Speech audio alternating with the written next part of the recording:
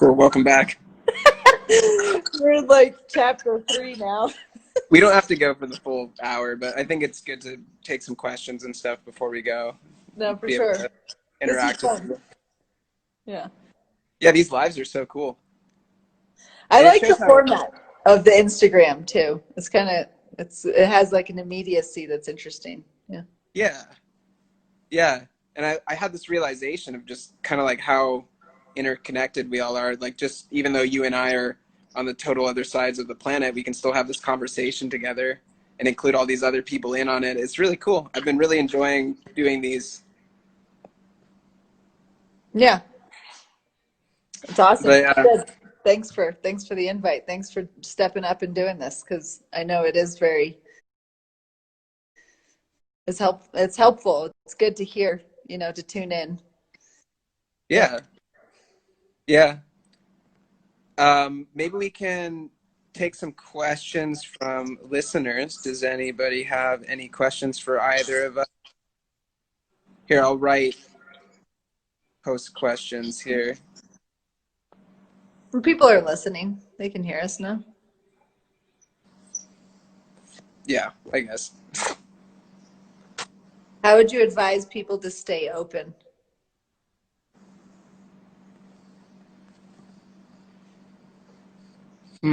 That was a question. throw it to you. I think openness arises out of a sense of safety, that we close when we feel unsafe, and when we feel comfortable and we feel safe, then we naturally open. And I think to cultivate that sense of safety in different conditions and situations, a meditation practice is helpful. Having life affirming experiences, which could be a psychedelic experience, is also helpful. Being in good environments, surrounding yourself with good people. There's people that I naturally feel very open with, and then there's other people I feel kind of closed around. And I think that if you're around healthy, supportive people, then you'll be open. Yeah.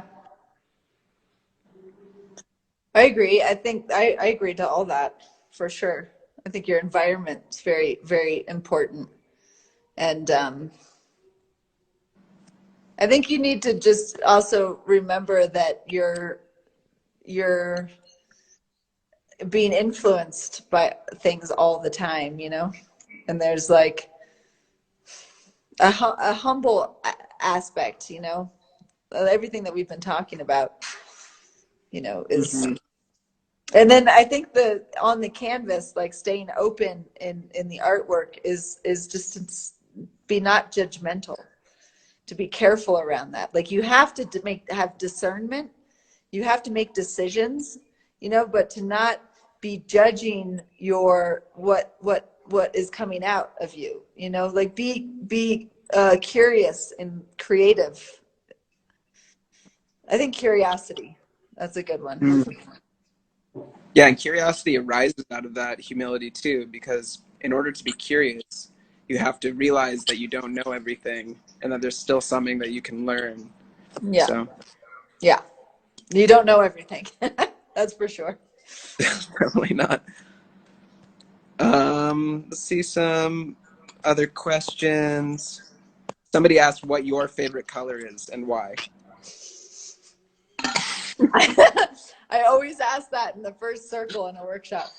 Really? Of everybody's like, what's your favorite color right now? My favorite color and why. I gravitate, I like all the colors, right? It's hard not to like all the colors. No, I like them all. Rainbow, that's my choice. But I like one of the colors I've always gravitated to a lot is orange. It's always been a favorite color. Orange and blue. And then, I like color combinations. You'll see in most of my paintings there's blue.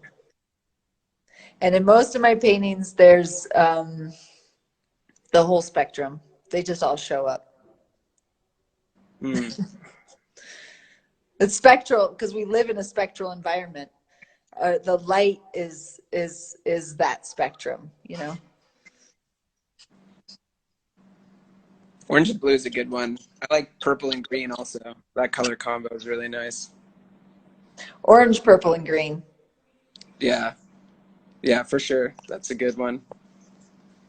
Somebody asked, what kind of relationship do you have with your desire?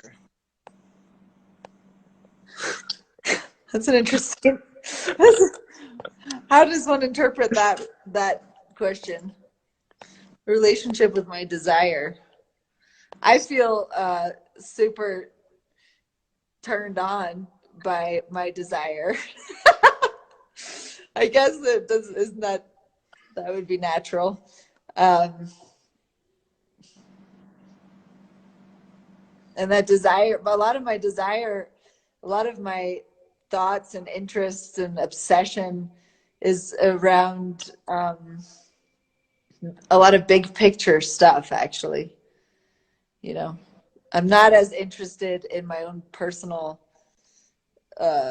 in certain personal things, though I know like my own personal well-being is very important, but I'm not as interested, say, in personal possessions. I've never owned a car, for an example. Wow.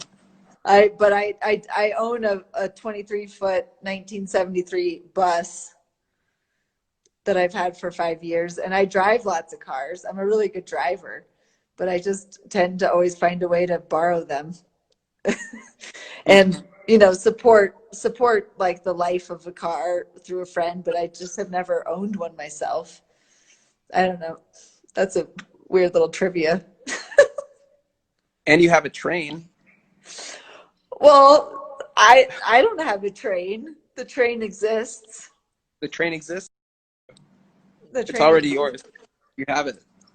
I've been on the train for sure for the past like decade, but I think I've been on the train most of my life because there was this poster we had on our wall when we were kids, and it was called Peace Trek, and it said Peace Trek on it. And there was like, it was like Find Waldo, and you could see there's hundreds and hundreds of different people on there. Forget the name of the woman who painted it, but I wanted to meet her one day. But it was a puzzle too. We had a puzzle, and half of the planet, it was like an Earth, right, like in space or something, and the half of it was filled with like beautiful green and you know, gardens and people dancing, and you know, it looked like a really awesome fun place to hang out, you know, solar panels and gardens and swans and things. Then on the other side there was like pollution and trash piles and, you know, homeless, you know, people, you know, war and all of that. And it was kind of like you looked at it as a little kid, or I did, and I was like, well, where do I want to hang out? And it was pretty obvious, you know. It was like, I think I want to go over there so much, so I'm going to hang out over here. So it's kind of like where my choice was made, you know. Do I want to go down the green road or the red road? Like which part of the planet am I on? Whoa. That's awesome. Yeah. That's what I kind of Somebody, trace it back to, you know. That's one of the turning points. yeah. Somebody also asked, and I think this is a good question, are there any books about Mish technique? I don't, well, not in the contemporary Oh, sense. I think Bridget Marlin's got like Mhm. a demonstration of Mish technique in her book or something, or she wrote a book about it. Yeah. I have it here actually, and she does have it online as well. Right. If you Bridget Marlin, look her up. I don't know the exact link, but she does have the sequence that she was taught by Ernst Fuchs in the early 60s. And that she continued to work in herself, and teach the rest of her life. And she's still around. She's in her 80s. And I went to visit her in May. Lives outside of London, and she's one of the founders of the Society for the Art of Imagination. And yeah, and so the Mish technique as Fuchs teaches it, right? It's something that the book needs to be done, and I am interested. I am wanting to work on this book and create this book. Also, I'd like to bring together all the people that I know within the lineage that comes through Fuchs. The Fuchsian method is what David Heskin, I think, has said before and called it. But you know, it's an interpretation of an idea, of a process that actually, you know, well, everybody has a different way of kind of interpreting, you know, in terms of mediums, sequencing, all of the above. Like, to me, and all the time that I with worked with Fuchs, he was constantly changing his perspectives. And when I worked with him, he wasn't following the same sequence that he taught Bridget Marlin, you know? So it's like the way I've distilled it is kind of like in my own way, and my own way of trying to transmit to what I think is most valuable within it, you know? And so I think a book on the Mish technique, really diving into all the different artists and their interpretations of what the Mish technique is going to be really interesting. And it should be like a documentary series, you know, of interviews, and it should be a physical book. Like, all of this needs to happen, and it will, as well as a solid documentary on visionary art. Like, that doesn't exist either, you know? Yeah. Yeah, that's totally true. Yeah. What about an online course about Mish technique? Of I think course. you know, I was a bit sad to see the Vienna Academy get shut down, but I don't see why that same template couldn't be carried out online and potentially reach a lot more people that way too. Well, that's what's happening. That's what's going to happen. That's what we're doing. Yeah. That's what is happening in the background. Like, the Vienna Academy, that specific location, had to close because of COVID and the situation of such high rents, international students, travel, all of this stuff. Like that, you know, that rendition, you know, they needed to shut that down because of, you know, finances and all of the things. But it's not like it's going to shut down. Like, the summer seminars are going to continue, though maybe not this summer. We're not sure yet, right? And in Torri in Italy, and the artists that have been teaching at the Vienna Academy, many of them teach, like me, like all over the world in different scenarios. I teach at COSM every year.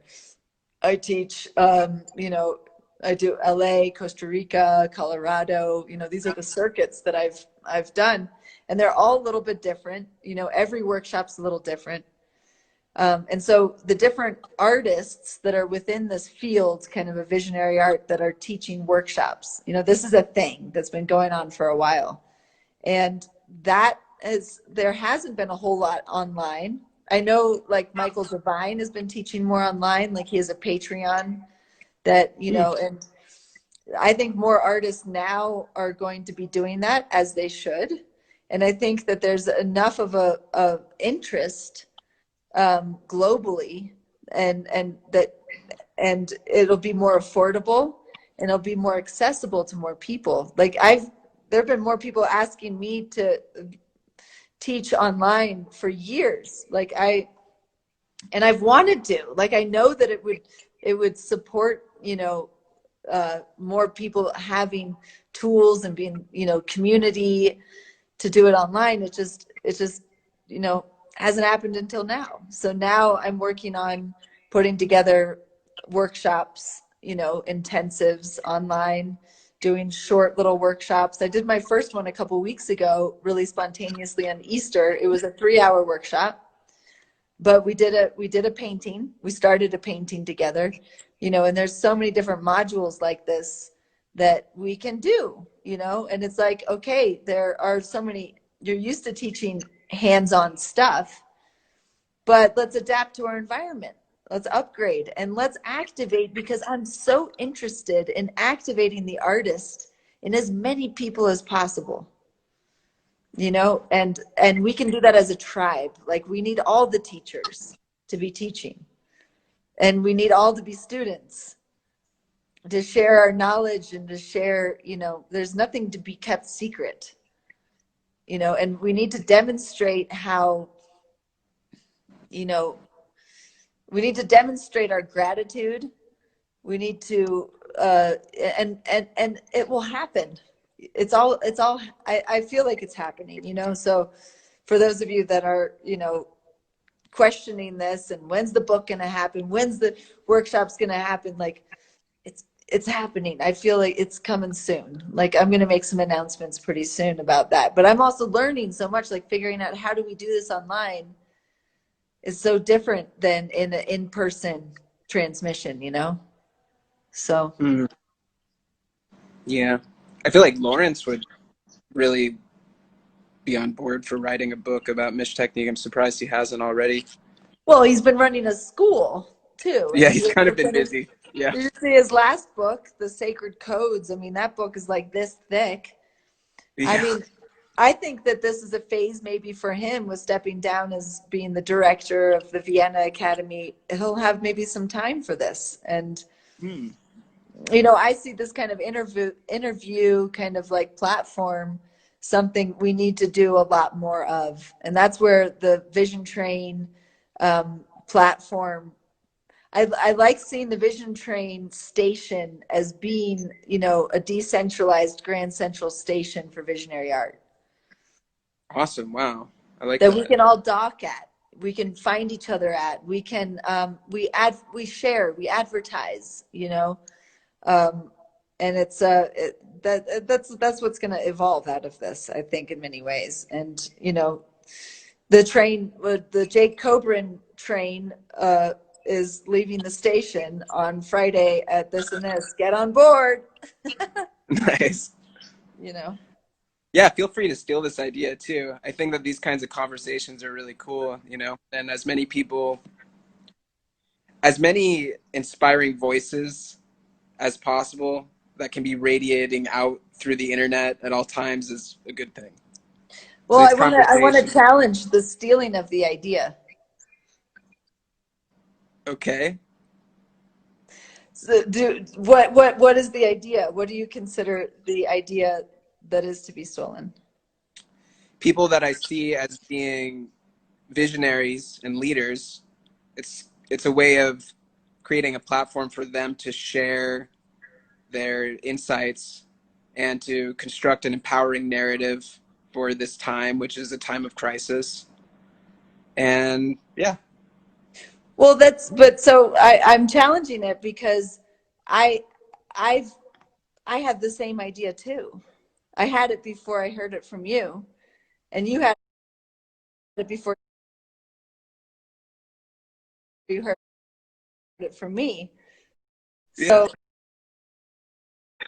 So we're, but this is in general, like the idea that any of ours, you know, Right. but I challenge this because I think it's a really interesting thing to consider, you know, like the ownership of things, you know, and what proper ownership, I think in many ways, is being a steward of it and doing your part, which you are doing, right? Like you're doing part of the vision, you're doing a part of stepping up to the plate and organizing, reaching out to me and reaching out to other people to be like, let's have a conversation and ask these questions and talk about it, right? And I'm doing my part, you know, with however I think is right. And everybody else is doing their part of how it's right, you know? And so we inspire each other, but we're also saying it's the same thing as like seeing the same movie. You know, we've had enough like joint experiences and things and patterns that we've seen that we come to the similar conclusions. So I bet a bunch of people that are listening right now too are like, oh, yeah, I've thought about that before too. So it's their idea as well, you know? So we're not Mm-hmm. stealing it from each other. We're turning each other on through sharing our perspectives, you know? And then Mm-hmm. being like, let's strengthen it together. Let's get on board together and on each other's trains or whatever, you know? Mm. Yeah, and receiving the same visions collectively too. Yeah. And acknowledging that, like, I mean, we all have that experience too of being like, or within paintings. That's a good way to talk about it. Like, and Carrie Ann Bada, she talks about how we need to be liberal in our stealing of ideas, you know, from Mm-hmm. others. Because it's also like you learn from it and you're going to do the same, right? You're going to build upon it. Yeah, and every artist is going to filter that through their unique lens and their unique set of experiences and circumstances. That is who they are. Well, and it's like with Facebook or something like that. Like, how many different, it's a great idea. How many different people have tried a platform like that? And then that's the one that like gets up, you know, there's so many different things like that, that it's a great idea, but then it's not the right timing. And then there's some weird thing that then the time, you know, Mm-hmm. I don't Yeah. know. And then somebody doesn't get recognition for it. That's unfortunate, you know, like, or with the telephone, you know, or different, all kinds, so many great inventions. Multiple people have invented it at the same time. Mm. And then only one person gets recognized and gets the patent for it. Yeah, I think it was something like, didn't Tesla actually invent electricity or discover it? And he doesn't really get credit for that. Yeah. Like that's a historical example. Yeah. Totally. So how do we turn that story around and give each other credit and support each other and like being like, yeah, yeah, you see a part of the vision that I don't see. And we need that, that's necessary, you know, Mm-hmm. so that we don't like compete. Because that's the whole thing, is like we want to get away from the competition model and into collaboration. Mm-hmm. And then we're like all stoked. Yeah. Yeah, I think it's just making the ideas and visions as open source as possible. So Yeah. it's relinquishing ownership over it, and making it so that anybody can participate and do their own thing with it and build upon it. Yeah. And then and we need to model that as best as we can, you know, in our own lives. Like, we can theorize all we want, but then we need to like model that. What does that look like, you know? Mm. And continue to experiment with that. That's why I like the idea of this live, like, reality TV situation, that we have a capability, like, you know, we're just, you know, publishing a reality TV show right here. And how can Yeah. we,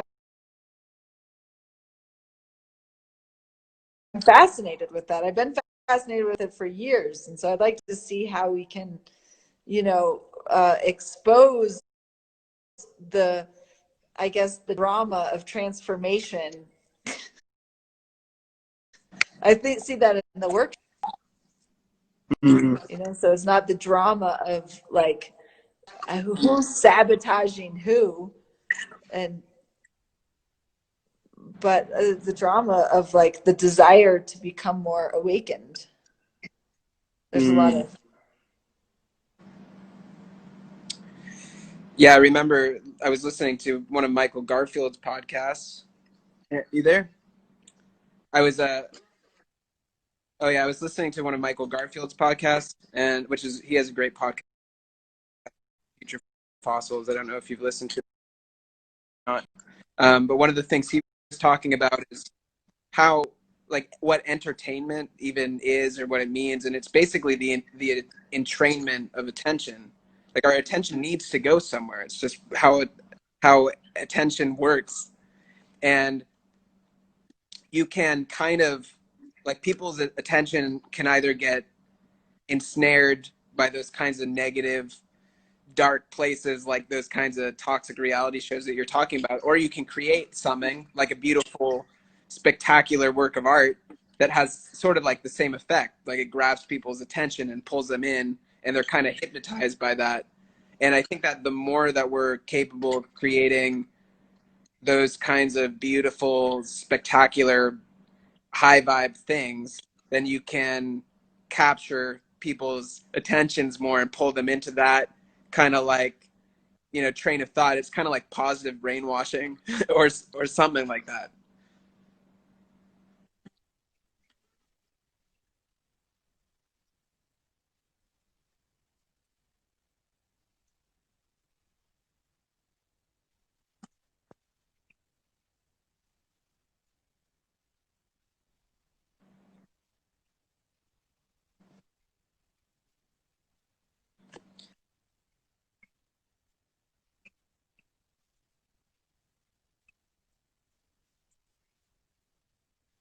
Awesome.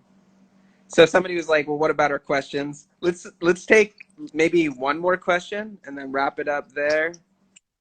Do you want to scroll through the questions and see if you have a personal favorite one that you want to answer?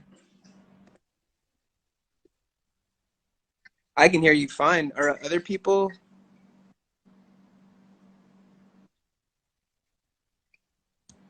Oh no, I can hear you fine. Hmm.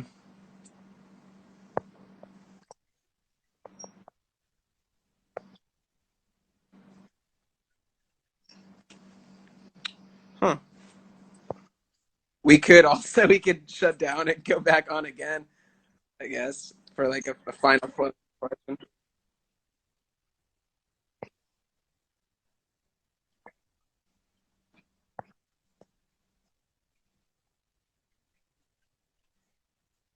All right, this is the last one, I promise. One second.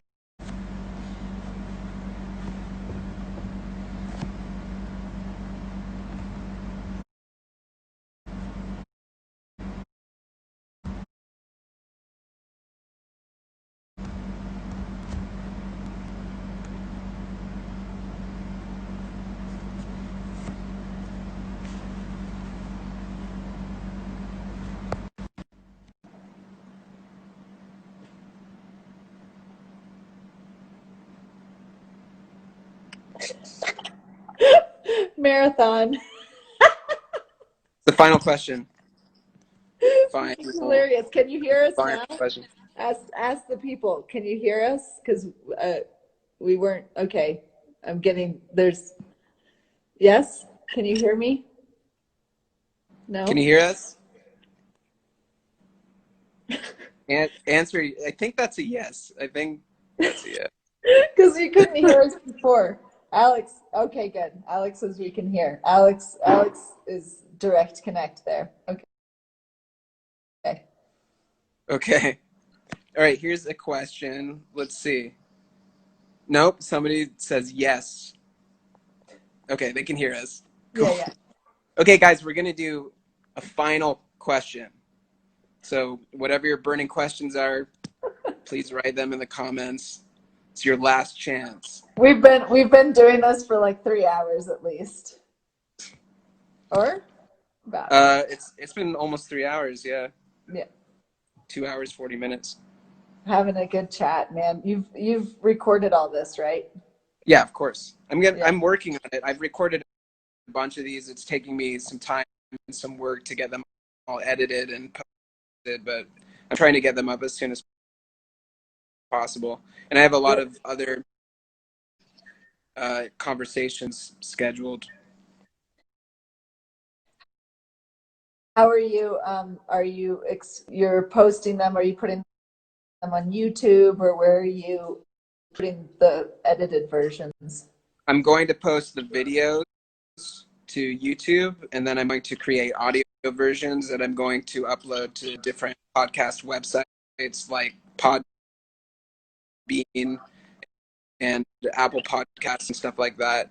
And SoundCloud, pretty much wherever you can find podcasts. Cool. Awesome. Well, there's a bunch of really interesting questions. It's your challenge is to pick one. I think you should pick it. No, you. Okay. What is the most important priority in This is making a. art right now? Oh, okay. Is that? Do you want to answer that one? I really like Alex's question also. Can collaboration exist without leadership and hierarchy? Ooh. Can collaboration exist without leadership and hierarchy? Yeah. Well, why not? Like, or I don't, yeah. I mean, I think like leadership, the individual always needs to take their own kind of leadership and responsibility, but hierarchy is not necessary. Like there's a hierarchy maybe um, of the greater purpose and the greater vision, like being of service to that, but a hierarchy between creators when you're talking about collaboration is not necessary. But I think we all acknowledge that we all have different gifts, right? And different experiences. And so, if somebody naturally has more um, life experience in some ways, they may have a certain kind of hierarchy, but that would be natural to me. Mm. Yeah, I think that there will always naturally be leaders, but the leaders aren't necessarily superior to anybody else. It's not like a hierarchy. It's just that leaders are like way showers. They create pathways for other people to follow. They enable other people to be able to be collaborators. That's what I see the non-competitive role of a leader being. I think a really good leader uh, sees themselves in service of the greater good and the greater whole. Um, and in that sense, is just as it doesn't put themselves in that position, but they're taking a certain kind of above anybody else in a sense of hierarchy, I guess. But they're taking responsibility. And I think a good leader inspires others to take responsibility as well for themselves and their role in um, and how they can contribute. I think that the inspiring everyone like to play a part, like that's the future more than ever. That and that's where I think this transition is necessary to get creative, as many people as possible to get creative, because there we can tap into maybe parts of our values and our interests and our desires of where we're really going to be most useful and supportive and helpful. Like everybody doesn't want the same thing. Not everyone is fulfilled in the same way. Everybody enjoys different things. And I think it's also interesting to consider, not having one thing that you do and are known for in your life, to explore different mediums, like to explore different um, professions and roles, to not only be stuck in one identity. I think that would be a really healthy community or a healthy civilization, is if we explore different realms. There's this, Aldous Huxley's book, one of his last novel, Paradise Island, you mean? Island. Oh Yeah, yeah, not the Paradise book Island. is great. I just finished reading it.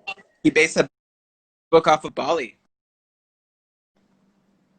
I know. He came to Bali, I think, in the '60s and wrote that book afterwards. Yeah, that's a fascinating. His just you know his the concepts that he brings up in that, and the challenges, of maybe utopia, the vision of a kind of utopian Mm, society. And very, very interesting. I felt it very timely to read it now, actually. mm. Yeah, I read that book a long time ago, but I loved it. Awesome. Well, this was fun. Thanks This is for thanks for coming on my train. I'll come on yours another time. We can do this right again on. sometime. I, I feel I, inspired. yeah, I do too. I'd love to jump on the Jake Coburn uh, train. Speaking of, you do have a workshop on digital, on drawing or painting digitally, right? I do, yeah. I just released this course on using iPad to make digital art, Yes. and And I can't wait to do it's that. I have to do that. I have to get myself this iPad first. I keep putting it off, but I have set aside a little funds to do that so it can help me in teaching, I think is what will help me with. But I can't yeah, wait to take your course, Jake. And I advise everybody else out there, go upgrade your tool sets yeah, and, yeah. It's and really take, cheap. It's only $10 for the course, and it's like six hours of content. So dig it. yeah.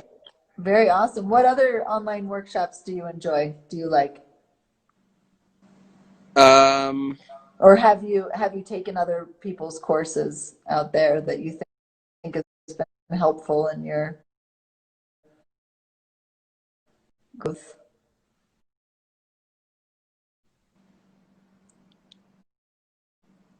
way back when I used to be involved in the concept.org community, and there were a lot of good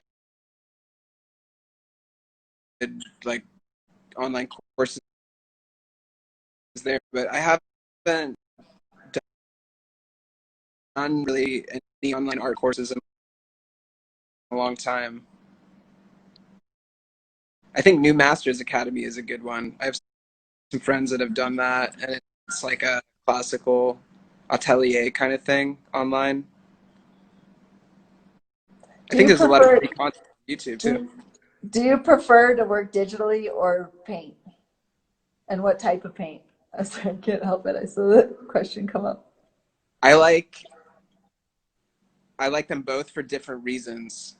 There's something kind of relaxing about working digitally because of how convenient it is, and sometimes actual painting feels like it feels more laborious. But there's something also very rewarding about that. And there's like a quality to having an original work of art that you just kind of can't replicate digitally. Sometimes digital works can be more complex because you have more tools to explore and you can do things in a million different ways and play around with all different versions of it and stuff like that. But there's something about the limitations of painting that actually sometimes more creativity can come out of that.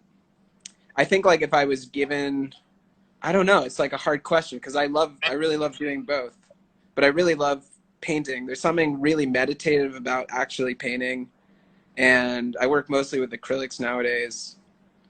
And yeah, something nice about not staring into a screen. Like when I used to do more digital art, because I used to do it more than I do now, it's like 10 hours a day staring into a computer screen. It's just like not good for your body and mind and soul.